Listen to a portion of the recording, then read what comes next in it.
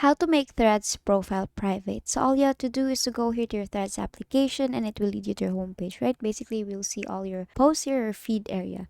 Now, on the bottom part, you'll see 5 different options there. I want you to focus on the profile icon there. Tap on that and it will lead you to your profile section. Now, here in your profile section, on the upper right, you will see 2 dash lines there, or the menu or settings area. Tap on that and here you're already in your settings. So here on settings, what I want you to do next is to tap on privacy here.